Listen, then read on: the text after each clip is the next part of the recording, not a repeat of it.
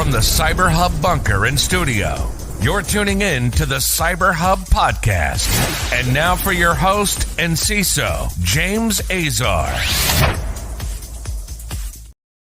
Good morning, security gang. Wednesday, June 7th, 2023. We've got a great show for all of y'all. Sorry about the stream issues we had yesterday. I think we finally resolved those with our stream provider. And so we're back and live on Facebook, LinkedIn, YouTube, Twitter, and Twitch. And hopefully, fingers crossed, we don't have any issues today. Although all the tests we've done so far this morning have all come back successfully. So, without opening my mouth to the devil, we've got a packed show this morning with Outlook being hit by DDoS by Anonymous Sudan. A bit of an overview of the DBIR report that came out yesterday. I'm planning on doing a deep dive tomorrow on the show for that. So stay tuned.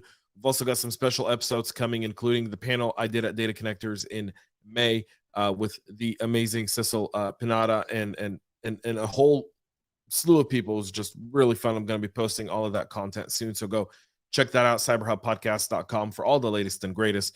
Join me in powering through this morning. I've got my double espresso. Whatever you're drinking, put it in the comments. Let me know. Coffee cup cheers, y'all.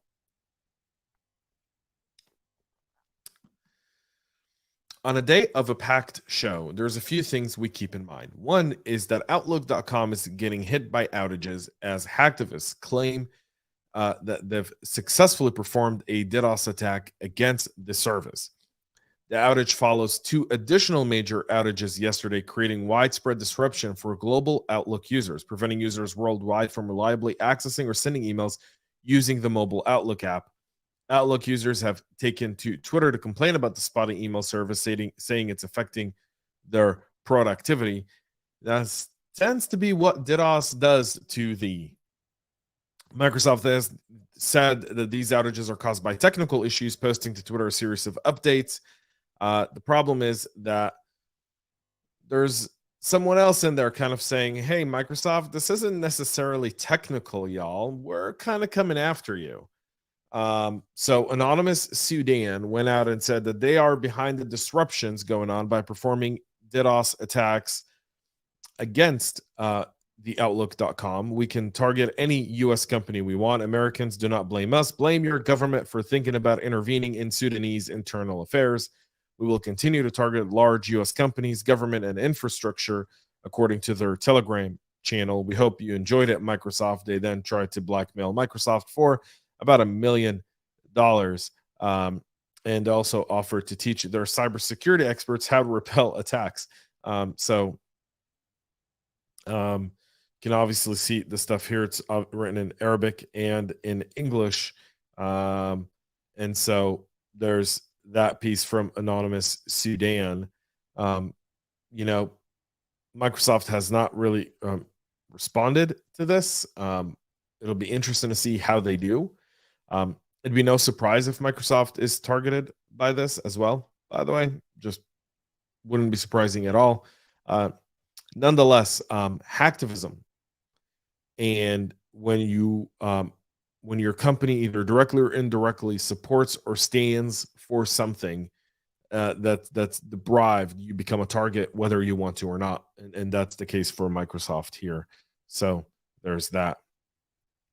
Android issued a security update for the Android operating system, resolving over 50 vulnerabilities, including an ARM Mali GPU flaw exploited by spyware vendors. That flaw, CVE 2022-22706, the exploited bug, is a kernel driver issue that ARM fixed in January of last year, but which had been targeted in attacks before that, according to Google's report in March of 2023. Despite no exploitation, Google and other Android vendors took more than a year to incorporate the patches. Curiosity as to why. Last month, Google resolved another Android bug exploited by spyware vendors as a zero-day track to CVE 2023-0266. And so this one will be available in the first week of June. It'll split into two. There'll be a June 1st update and I believe a June 5th update for your Android system. So just make sure you're getting those updated. A new PowerDrop malware is targeting the U.S. aerospace industry. An unknown threat actor is being observed targeting the U.S. aerospace industry with a new PowerShell-based malware called PowerDrop. The PowerDrop uses advanced techniques to evade detection, such as deception, encoding, and encryption. According to Adalumin, which found the malware, implemented in an unnamed domestic aerospace defense contractor in May of 2023. And I hope that's Adalumin. I think that's the name. The name is derived from the tool Windows PowerShell used to contort the script and drop from the drop string used in the code for padding. PowerDrops also is a post-exploitation tool, meaning it's designed to gather information from the victim network after obtaining initial access through other means. The malware also employs the ICMP request messages as beacons to initiate communication with command and control servers. The server, for its part, responds back with an encrypted command that's decoded and run on the compromised host. A similar ICMP ping messages is used for exfiltrating the results of the instruction. What's more, the PowerShell command is executed by means of the Windows Management Instrumentation Service, indicating the adversary attempts to leverage living off the land tactic to sidestep detection. So another massive, another very intrusive type of malware targeting a critical part of our economy. 2.5 million people are impacted by an Enzo Biochem data leak after a successful ransomware attack that could lead to identity theft, among others. Now, why is this important? For many of you who post your 23andMe testing results and you want to find out your ancestry, which I absolutely salute, and I hope you do that, but be smart about it. So Enzo Biochem is a life sciences and molecular diagnostic company based in New York. They provide clinical research services and develop products such as DNA tests. 2.5 million individuals had their health information and social security numbers compromised. The company filed with a 10K report with the SEC to announce the breach, alerting the public that there were 2.47 million individuals across the US that were affected by the data breach, 600,000 of whom had personal identifiable information such as their social security numbers leaked. The attack took place on April 6th. The company confirmed the ransomware attack had breached its external systems, and on April 11th, it determined definitively what kind of data had been leaked, including names and testing information, and is now disclosing the incident publicly. Though the company continues to operate and its facilities are still open, it is implementing new measures in its disaster recovery. So another one bites the dust here.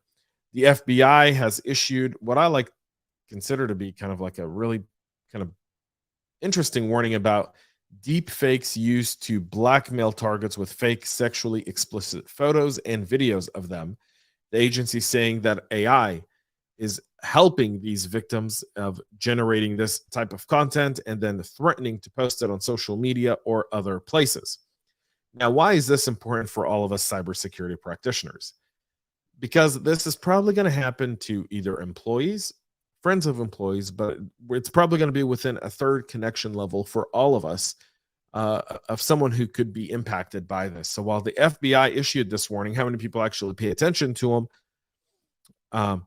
Us and news media typically, and even then they write it very, very awkwardly.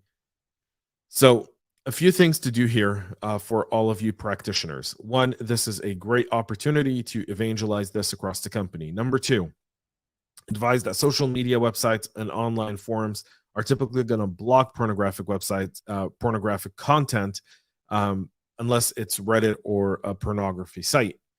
Number two, if someone approaches them with that, to contact the security team at the company and build some trust, help them engage with your vendors to see what could potentially be done, if anything, or at least get law enforcement involved to help the employees in the company deal with a situation that is embarrassing, for one, and number two, people are really worried about what kind of impact that would have for them. The Verizon DBIR report that came out yesterday has a whole slew of data, and one of them is really the runaway growth of ransomware's runaway growth, with median payments now reaching around $50,000 per incident. The latest, the full 3/4 of data breaches in last year involved a human element, although web application vulnerabilities were on the rise. In fact, almost top level there. Social engineering incidents have almost doubled since last year to account for 17% of all breaches. And again, as we settle into this new hybrid work return to office norm, we focused so much over the last 3 years of kind of the work from home, but now it's time for us to get back to we're back to normal, and that normal is going to introduce new risks, and people's behaviors have changed online in this time period as well. So what you're seeing in this report is the human element is still critical, but you're also seeing the software supply chain be even more. And I'm going to double down on this tomorrow on tomorrow's show. I've read every single piece, and everyone's kind of picking the cookie cutter stuff that Verizon wants you to pick out. If you really deep dive into the DBIR report, there's some data in there that's really, really critical to share with your application team, with your engineering team. It's data that's critical for them to understand what the last year looked like for many organizations when it came to those types of attacks and what those means, and then mapping that to your industry is even more important. So the trend here is financial, obviously, motivation in most cases. However, we saw several industries where that wasn't the case, where espionage and was the top one as well. So again, I'm going to deep dive into this tomorrow. Just wanted to share this one by dark reading. I thought it was pretty good. But again, there's more to the report. The Cyberspace Solarium is coming out against PPT 21, the presidential policy directive introduced by then President Barack Obama, updated by President Trump, and hasn't been really touched by President Biden. The White House Critical Infrastructure Order is outdated and needs rethinking, according to the CSC Commission, the Cyberspace Solarium Commission. The report released Wednesday by the 2.0 version, the successor organization to the Cyberspace Solarium, argues that the federal government could do more to apply the lessons learned by agencies and industry. The Biden administration is currently revamping the document. The report notes that the White House has taken several steps intended to strengthen federal digital security, including multiple executive orders and the creation of the Office of the National Cyber Director. In the meantime, however, the White House's incremental approach is not delivering the necessary improvement to the SRMA performance, especially as both physical and especially cyber threats to the country's critical infrastructure continue to escalate. Someone who's a practitioner in critical infrastructure, I can tell you it's absolutely true. There is some dysfunction. There's too many cooks in the kitchen here. And because there's too many cooks in the kitchen, there's a lot of disorganization. I personally think hand everything off to CISA and let CISA run point. Let them quarterback this thing. Let them use the relationship that agencies, other federal agencies have with critical infrastructure facilities like the Department of Energy with energy companies and so forth, and DoD with